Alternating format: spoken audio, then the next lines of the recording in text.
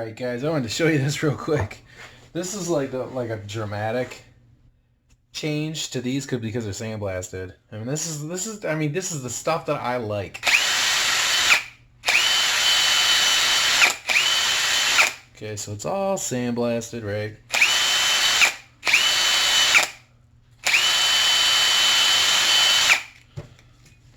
Check this out.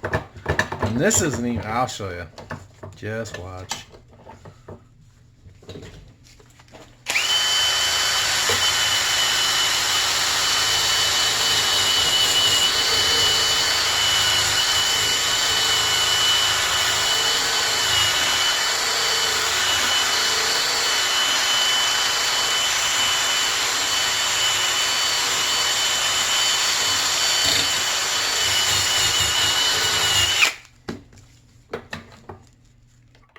So you hit it with the wire wheel first.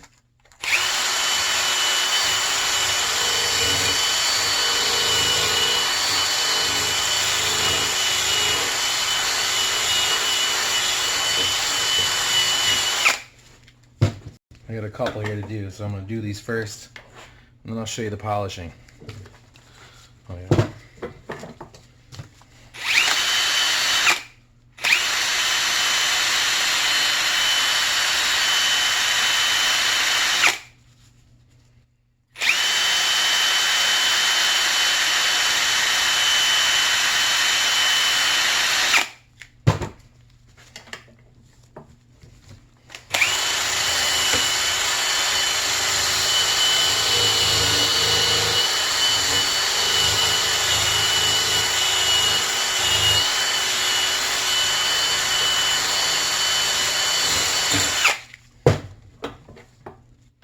And like I said, this is going to get coated with grease, but still, you know.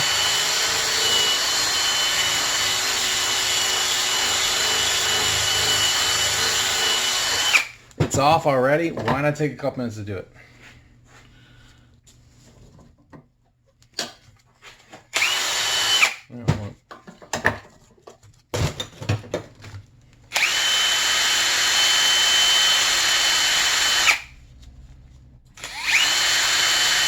So, it's still Sunday night, November 10th. Actually, my mother's birthday. She turned 72 today. We spent the night with her yesterday. Had a party over her house.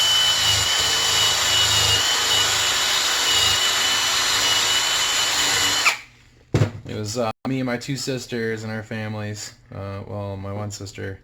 Actually, both of them were divorced.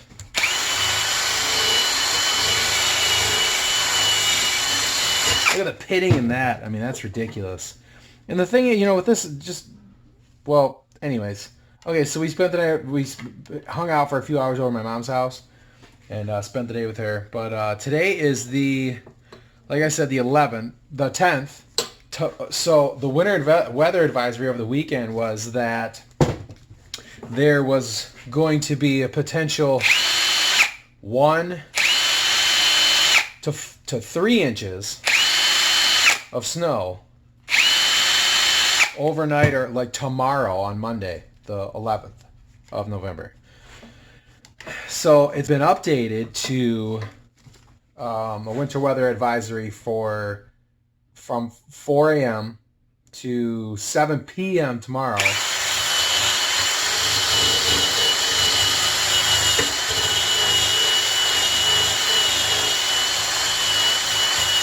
And they're calling for 3 to 6 inches. So I'm glad this is not my only snowmobile. Because we have plenty of, you know, there's plenty of playroom around in our neighborhood. I mean, I'm on half-acre lots. Half of my street is half-acre lots. The other side, the next street over, is the other half of those half-acre lots. And then it's just kind of, it's still all suburban, but there's quite a bit of land.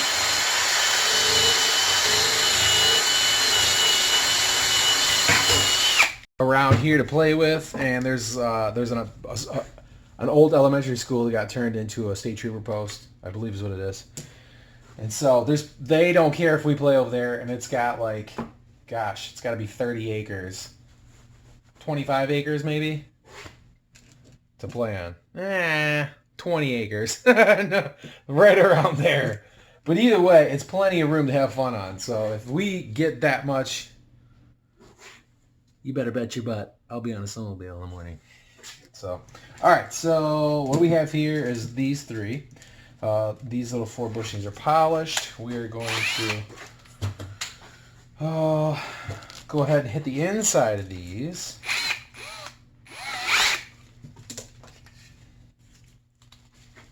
Real quick like. Because I sandblasted, the best I could on the inside too, so.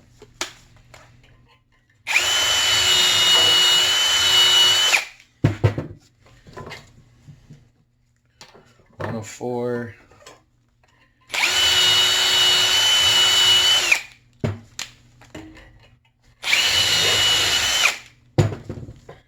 $204.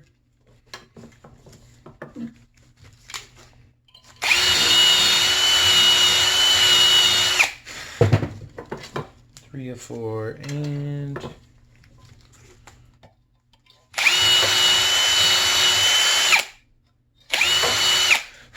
$404. Okay, so this is the process that I wanted to show you because I really like how this turns out. This is just fun stuff to me, guys. I don't know if it is to you, but it is to me. Of course, pull out the old blue magic. Metal polish cream. This stuff does pretty good. This is an old towel that just got nasty. Not, I don't want to say got nasty. It just, was old. It got replaced, so I started using it. And you cut it up to use pieces. So, that's all you got to do with this stuff. It's pretty simple.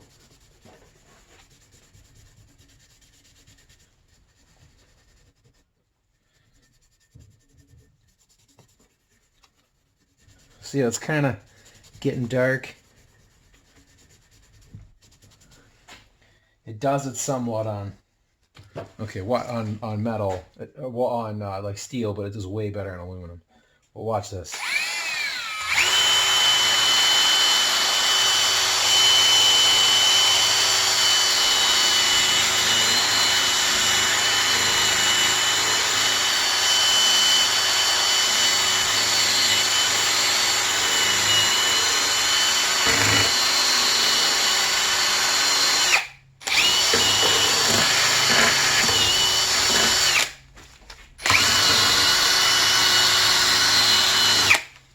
I mean, look at that. That's pretty good. I like it.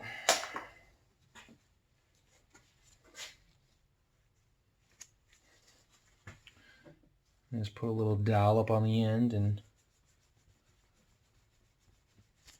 give it a little twisty-do. Twist, twist me do. Beatles, man.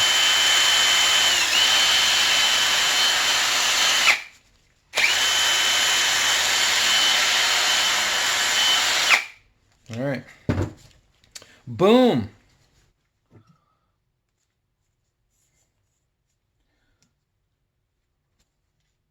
Look at that.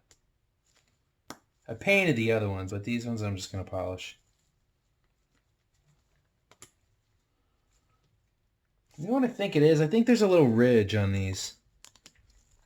Goes all the way around. And I'm not sure why it's like that. The only thing I can think of is maybe, after so much time, there's no ridge to begin with, but after so much time of being in here, and then being in there, and then being pinched by the torque of the bolts, and then just being banged around, it's just got to mushroom that end a little bit. It's got to be what it is. Because that's sure as heck what it feels like. You know what I think I'm going to do?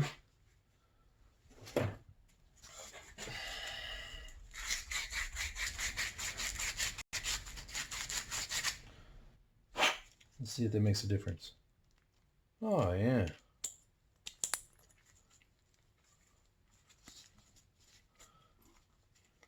little bit. Let's do a little bit more.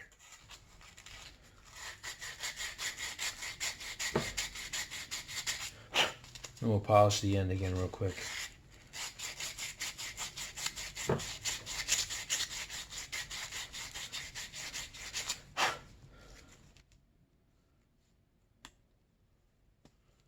Oh, this one almost seems like it might need a little bit. Let me grab a file real quick.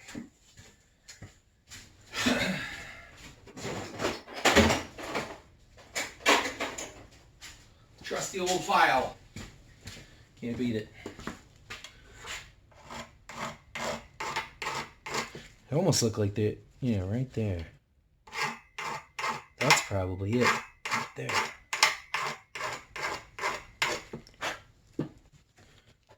Oh yeah, that's what it was.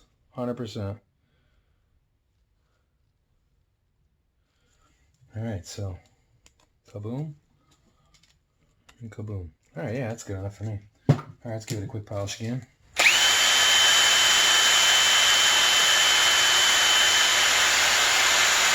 Okay, so what this Blue Magic does is it actually puts a fine coating of silicone on these.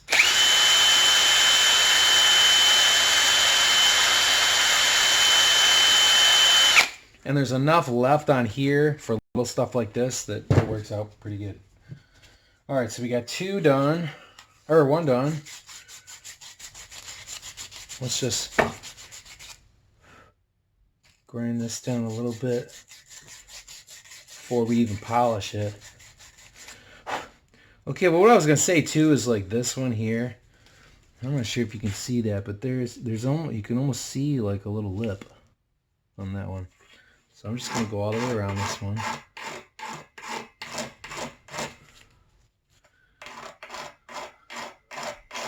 I told the kids about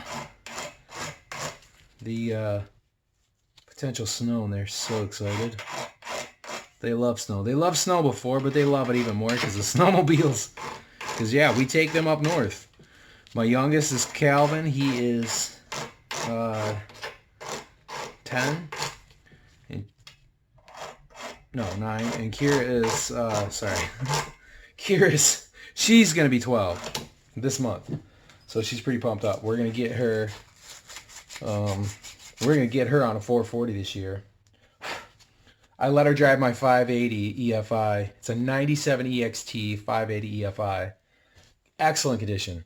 But I let her drive that around the parking lot a couple times when we were up north, and she loved it. So she was pretty pumped up about that. But I recently acquired, over the summer, a free 1998 Arctic Cat ZL 440. And it's the Z body style. L stands for luxury, is what I understand. I don't know if that's true. And then the Z body style, because you have Z, ZL, ZR, and then ZRT. So the Z is the body style. I'm not sure exactly what that stands for. But the L is for luxury. You got the Z body style, then you got that ZL for luxury. Or leisure, maybe. Maybe it's leisure. And then, I don't know. But then the R, the ZR, is for racing. And then the ZRT is the Z body style of racing, but it's a triple. So it's got 3 cylinders. So, yeah, it was a 98 ZL 440 carbed. And the guy, I noticed this like a couple, I think it was like back in like 2016. And I saw this guy, there's a street around here. And I noticed the guy's snowmobile trailer in the backyard because it was a thin snowmobile trailer that had, you know, it wasn't like a full, it didn't seem like you could fit 2 on there. It was narrow. So I noticed it a couple times. My neighbor across the street, super nice guy, and he got to talking to the owner because the owner walks around with his dog and his wife in the morning. So my neighbor's got a dog. He's out there. He's like the dog central or whatever. Everybody stops him because he's on a corner house. So, long story short, he got to talking to the guy. The guy, he told the guy how he does fabrication and stuff and makes his own little art or whatever. And so the guy ended up offering it to him for free. And my neighbor knows that I work on machines and sleds and all this other stuff. And he goes, you know what? He goes, I was going to cut the, take the motor out. He's going to take the motor out, cut the whatever. He was going to use the motor mounts, and he's going to cut whatever metal he needed to out of the thing. He was going to make a trike or something, some little race bike or something. I don't know. And he goes, you know what? He goes, he goes, if you want it, you can have it. He goes, because I really don't, I don't want to cut it apart. I don't think it's going to work, blah, blah, blah. So he ends up giving it to me, and I had to clean the tank out. The gas tank had the old fuel line in it, and the fuel line was just trashed, and it fell off the port on the inside and ended up just sitting in whatever gas was left and just deteriorated into a gel. So I took the tank off, cleaned the whole thing out, put it all back together, new fuel line, cleaned the carburetors, and boom, it fires right up. So it's perfect. The only thing it needs is it's going to need is front shocks, but I have ZR2 front shocks. So they're clicker shocks, but still, they'll work.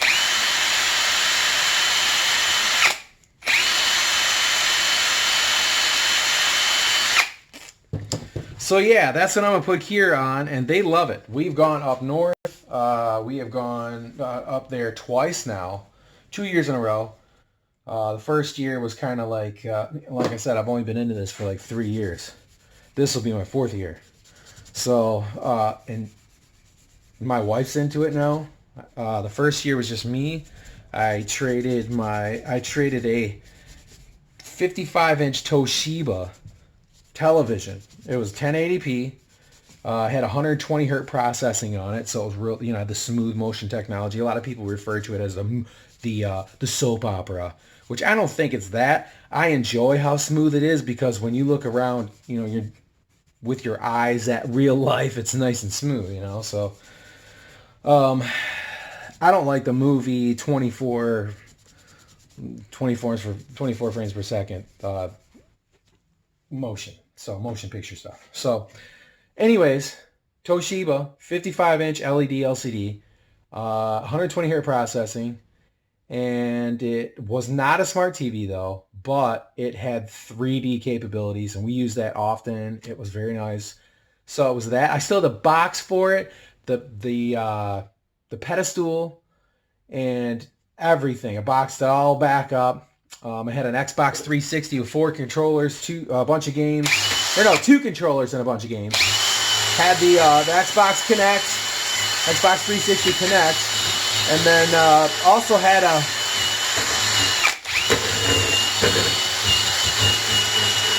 a Roku SE, I think it was SE edition box, and that essentially turns any TV into a smart TV.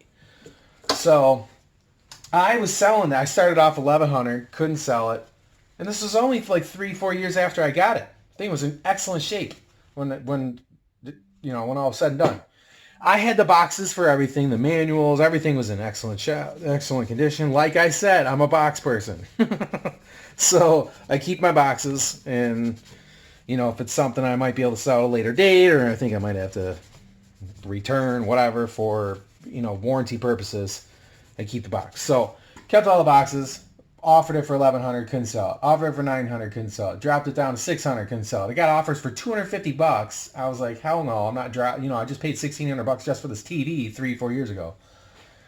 Yeah, technology, advances and value drops in older technology. So I started thinking out of the box.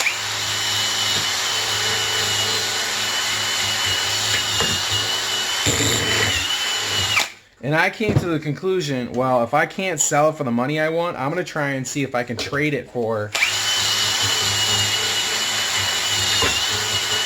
something of equal value. So I wrote up a generic message to people that were that could be potentially interested in a trade for what I had, for what they had. So I hit up a bunch of people with ATVs and snowmobiles, anything with a motor really. And so I did that and sent out, gosh, it had to be like 50 messages. I mean, it was a ton. So finally I got a response back from this guy that lived in Belleville. And he had a 96 Arctic Cat 580 EFI. Showed me pictures of it, or showed me more pictures of it, and it was in his garage. You know, seat was torn, looked a little faded. It was a little rough, but I was like, all right, you know, it's something I could fix up maybe and resell. So I got it. He brought it over that night. His kid came over. He was like 18, 20 years old, brought 4 of his buddies in a diesel pickup truck, had the sled in the back. It was like 9:30 at night. And I had everything all boxed up, ready to go. And yeah, he ended up, we took it off the back of the truck, took it into the backyard because I got a half-acre lot, enough to just do a circle on it. And he said he thought the clutch was slipping on it for some reason, but we started it up and started right up.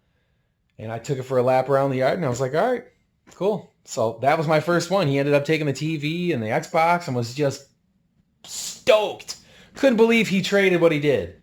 But, that started our whole journey on snowmobiles. And so that's something that it's funny how things work out to where it just starts a whole new chapter in your life. So that's where it's at as far as that stuff goes. And I ended up, I cleaned the thing up, and I contacted some people on arcticchat.com, it's a forum. And I talked to this one guy, lives in Canada. He's got an EXT 580, and he ended up going through some things with me and talking about he said it sounds like there was something wrong with the engagement and, between the drive clutch and the driven clutch. So he had me check the distance between center to center on the shafts of the drive and the driven clutch, which is supposed to be 12.2 inches. Checked that. That was fine.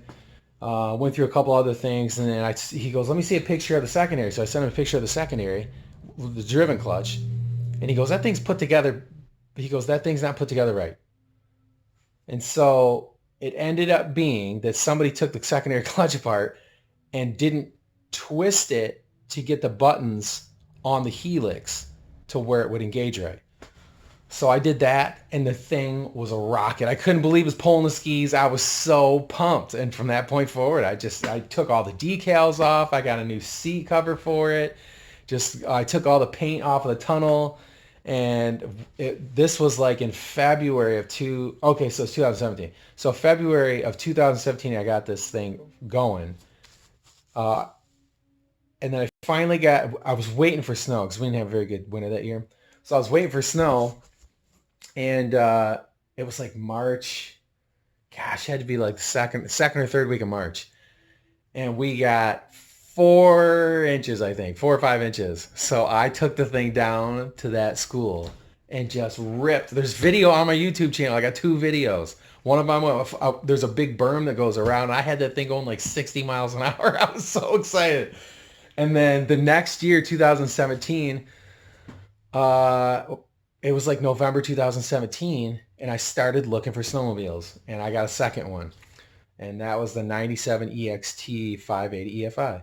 And so that's when I redid redid a bunch of stuff on the 96 and then cleaned up the 97 EXT. And yeah, we've been in it ever since. So fun times. That's my story. And that's how I got into snowmobiling. So yep, that's where it's at. All right, I'm going to go ahead and take these things here and these 2 things I cleaned up. So we'll set you guys up again so you can watch if you're interested. And I'm not sure if you can you see it in the background? Oh, you can barely see it in the background. We got the spindles hanging up, but we're not gonna. Ooh, I can zoom like this. Nice. I got it on manual picture or manual video. And when it's on manual video, that I can use the remote that I got. I showed you guys in a past video. It was a video from the other day. So, yeah. Let's go ahead and put these in. And this stuff goes in, well, you know what? This stuff actually goes in the spindles. So we're going to set this off to the side. And then I'm just going to put these other two pieces in the end of, that's the remote. I think I showed that to you guys. So that's what I use, boom, for my videos. All right, so these are going to go on the end. I did get the bushings inside these. Super smooth, I'm loving it. And it's kind of, you know, it's a little tight. You know, there's a little bit of grease friction. Love it. It's good to go. So these are going to slip on in here like that. That's what these are. And we will get the old trusty low temp AmSoil grease. And you know what? I want to try and do this to where I don't have a bunch of, let's see here.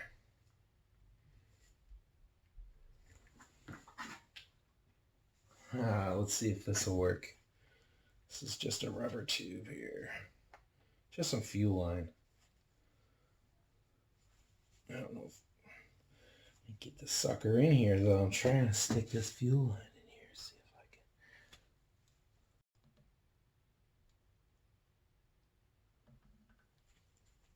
can. Oh yeah, there we go. All right, let me cut the end of this off. This is oh, you know what? This is newer fuel line. I'm just going to keep it on there. All right. So we do the same things before. Just go ahead and liberally coat it with grease.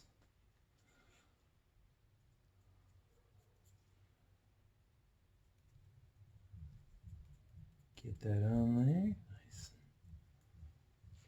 Done up. That way I'm not getting all super greasy.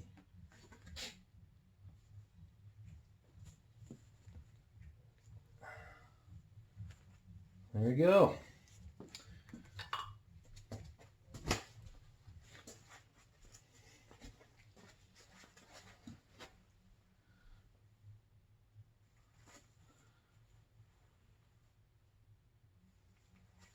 Oh, that's nice. I had to kind of pound these things out. They were so coated in grease or rust and stuff. Grime.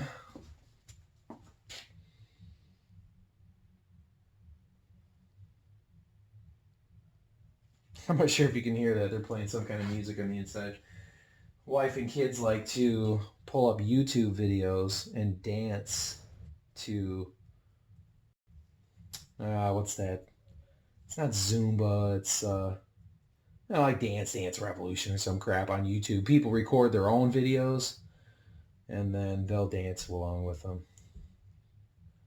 Not really my bag, but yeah, they like it. So as long as they're happy, that makes me happy. All right, so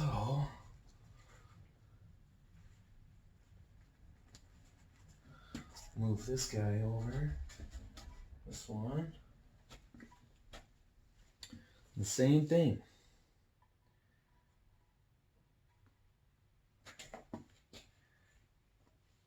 Boom, just like that. Oops. And now I think we're to the point to where I can show you the next step here. We may as well just keep this going. All right, so we're all in. Good deal. And then when I will assemble this, I'll put a little bit of grease on the outside, same stuff, And then when I put the bolt through, because this goes into the upper mount on the spindle, when I put the bolt through, I coat the bolt in the same way that I coated this. I don't know if other people do that, but that's what I do. All right, let's see. It's still a little warm. I mean, I don't know if I could bring those over here or not. I don't really want to touch them when they're warm, though. That's the only thing. We could go ahead here. We'll give it a few more minutes, and what I'll do is shine up these. Now these are the bushings for the bottom of the spindles, where the skis attach. Get the old wire wheel back out.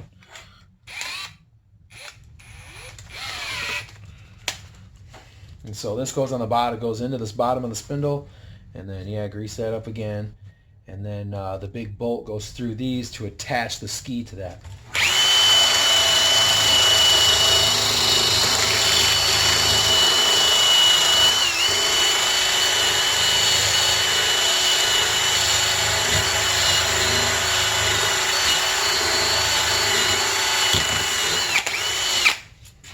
So pretty much it's the same thing. I'll do a side by side of the other one.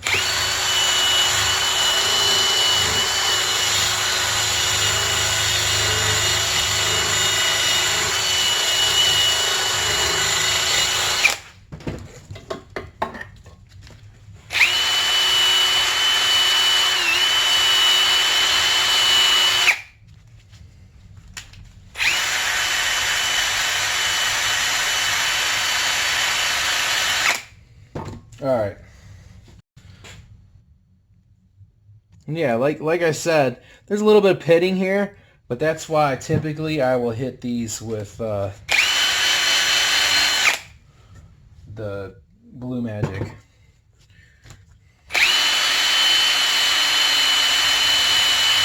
Because like I said, the Blue Magic adds a little coating of silicone, protective silicone. And why not? It's apart, got it here, may as well do it.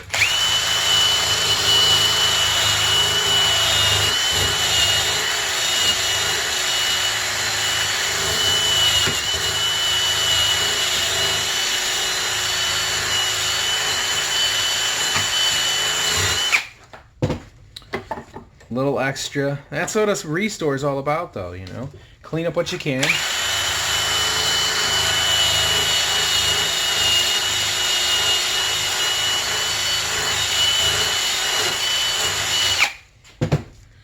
Get her done, you know, have it looking nice again and be functional and back to original operating order. I used to watch we haven't had cable in a long time. Okay, so we got rid of cable. It was, I mean, it was too many damn channels, too much crap, and so the wife and I decided to get rid of cable because we started, we had Xbox 360 at that point. And we had Xbox Live, and that was $60 a year, and you could even find it for as low as like $35 a year. At some websites, I think CD Keys is one of them. But anyways, so we decided, you know what? We had Netflix going. It's like $24 a month, and then Hulu. Hulu was $7 a month, and Hulu is like next day air. So we figured, you know what? Why not just go ahead and get rid of our cable? We'll see if we like it. And, go from there. So we ended up getting rid of that, and we haven't had actual cable channels. And, gosh, what are we, 2019? We moved in 2017, or 2007 we moved in the house. 2019 is 12 years. Gosh, I want to say like 9 years. It's got to be around 9 years. So when we did have cable, though, this is where I'm going with that, is that I used to watch this show. It was called It was called American Restoration. Oh my gosh. Just the best show ever. I sat there and would watch that show for hours. There was this guy and his son. And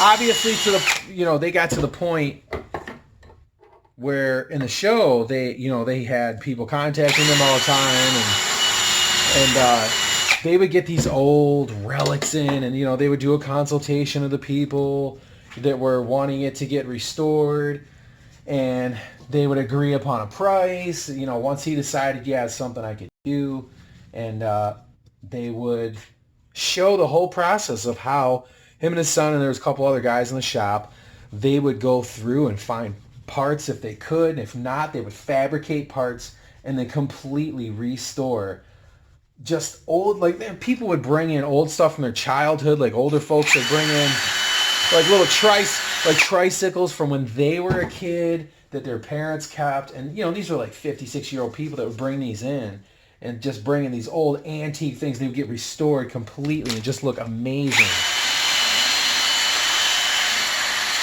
And that was something that always kind of, stuck with me as far as just something that I enjoyed seeing. So now that I have the ability to do it, and I guess you could say motivation, because, you get these sleds that are, and machines, like I said before, I'm into tractors too, and I got wheel horse tractors. And my oldest one is like a 1990. Okay. So yeah, it's pretty old. So, but it still runs amazing. So, I mean, you're looking at like almost a 30-year-old tractor, and it still goes strong. The only thing I've done to it was, the one I have has like over 2,400 hours on it now. It's a 1990 wheel horse 520H. And I've shown videos of that on my channel. So you can go back and look at it when I first got it, and how it looks now. And I did some stuff to it. But yeah, when you get this stuff, you have to do some sort of restore to it. So when you do that, you want to make sure that you do everything you can. Let me do this one.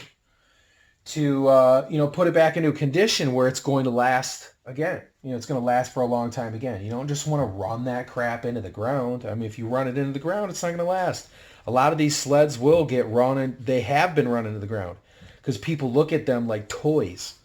And granted, hey, maybe they are a toy to that person. But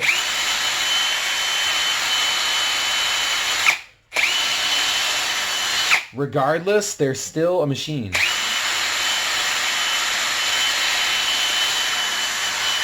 And so, if you want that machine to last, you can't just keep it full of rust and just do the outside stuff and, oh yeah, it looks good.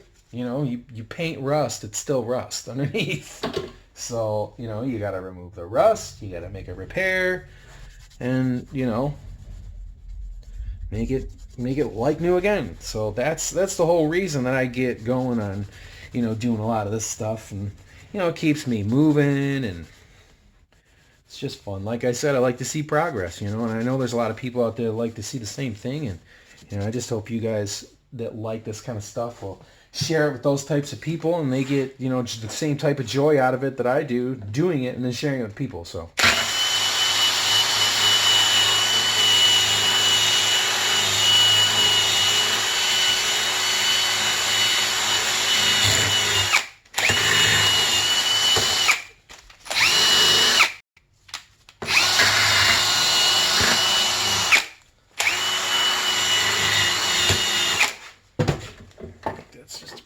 side again.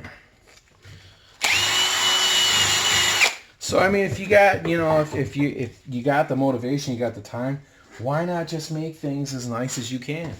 Don't be a half-assed. It's been scientific. Well, I don't know shit about scientifically proven, but there's been studies that have shown that most people only operate at like 65% of their potential. So if you're okay being grouped in with that, then hey, more power to you, and I'm glad you're happy about it. But me, and maybe I'm only operating at 65% of my potential now, but I don't know. Who knows? I mean, the best thing you can do is just always try to become better. That's the best thing you can do. The best advice I can give you guys. All right, here we go. We got spindles. Like I said, I decided to go with black, folks. So I wanted to go with black because I think that the contrast will be nice. So let's get these off here. It seems like they're a bit cooler now.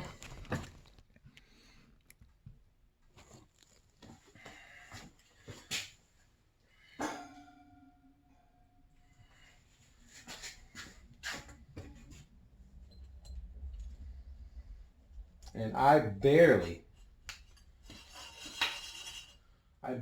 got these things covered.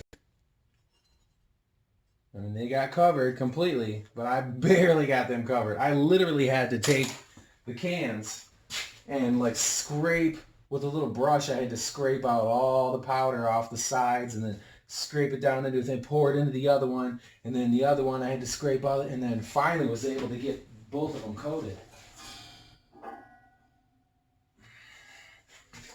But I think the black chrome color scheme is going to look sweet. I hope you guys are into this kind of stuff as much as I am. So, all right. So here was the problem. So there's a real thin layer of powder coating on those thin spots. So what I like to do, and this is just me at this point, you know, like I said, I was running pretty thin. This didn't happen on the other ones because the difference of when you have a lot of powder to when you only have a little, you'll be able to coat areas like that with no problem. So I have gone as far as coming up with a technique to make sure that I can get those coated. And so what I do is I take Rust-Oleum Professional High Performance, 15-minute fast dry. This is gloss black. Okay. 7.5, 7.9. I found this stuff to be really good. Let's see. So what I do is I spray some into a cup like this. Then I take a toothpick.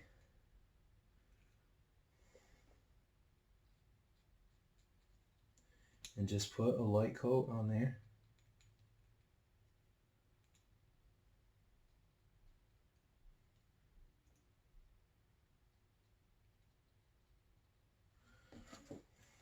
Because the bottom line is you just want it covered. I mean, this area right here sees so much moisture that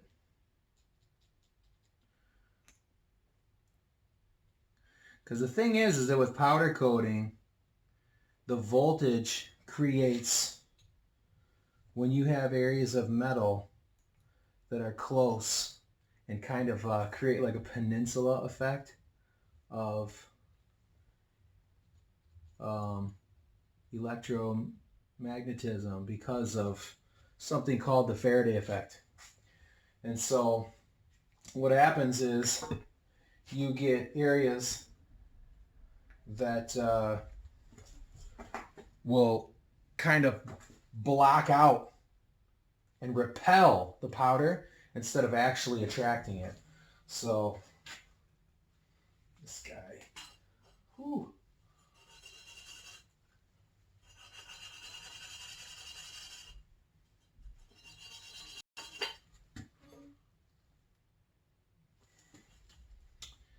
And so what'll happen is, you get areas like, and this is the other one. So that's the one that I just showed you. And there's this one. Here, let's see if I can do this and show you while holding the camera. Gotta be careful though, because this is this is a microfiber towel that my in-laws purchased for me when I got my truck because they know I like to wash the truck.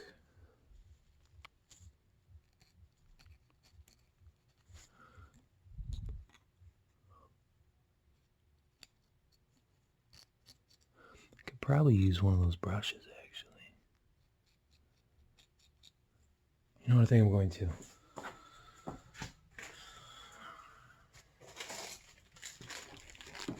All right, let's get one of these guys out.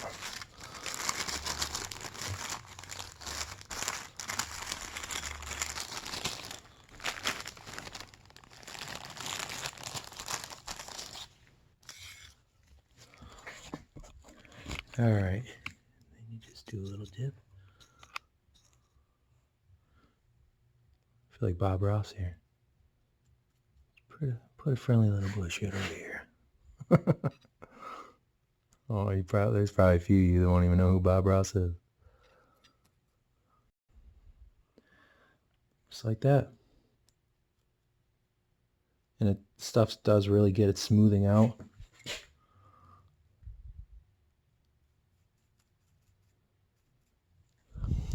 And I think a lot of people might not even bother doing this. But me, I figured, you know what?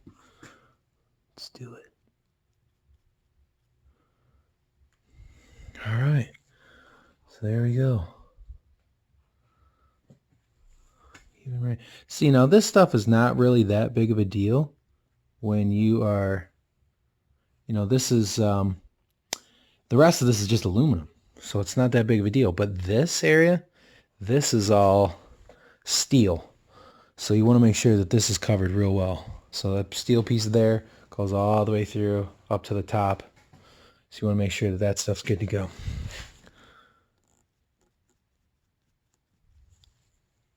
And this stuff blends in real nice. You can't even tell when it's dry. It's got a little different color when it's wet.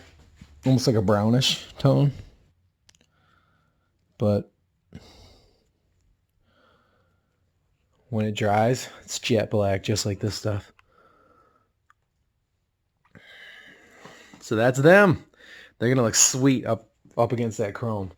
And then, like I said, what I'm going to do is I'm going to paint the ski saddles chrome as well. All right, guys. I think that's about it for tonight. I'm going to go ahead and clean this brush up and, clean a few other things. And then I'll go ahead and show you when I put these in. I mean, just for a little preview. I mean, these go right in here. Just like that. So I got to pop both of those in. And then these guys, they go right in here. Just like this. Like that. I mean, that is sharp. Just doing that, I just love the way that looks. That shiny, new look to it. It's just awesome. All right, guys. Thanks a lot. I think that's about it for now. I'll go ahead and get some other stuff going. Hopefully, one of the next things is the engine. Like I said, got a hole in this case. The new engine that's coming this week, unfortunately, I was lied to. The guy said he didn't know. But there's my buddy that got it from New York, found a hole in the case. But I got another guy that's going to be giving me a set of cases, which I'm so thankful for. And those are supposed to be sent this week as well. So hopefully I'll have a good 33 millimeter crank, and then the bearings out of that, connecting rods, and connecting rod crank bearings, crank journal bearings. And then I got a new top end I'll be able to put in it. So hopefully the engine rebuilding process will go quickly. And I'll do some powder coating on the cylinders and stuff, and I'll show you guys that. All right, so once again, thanks for watching. Make sure you hit that subscribe button. Hit the alert button as well. That way you guys are alerted on new updated videos for this series. So that's always important if you want to continue to see the progress on this thing. So, like I said, comment. I'm always up for comments and, responding to people, going back and forth. I like constructive criticism. I like to learn new things. And, if there's any type of techniques that I could use that will better my process of restoring machines like this, that's something that I would definitely want to do and learn. So, all right, thanks a lot, guys. Take care and God bless.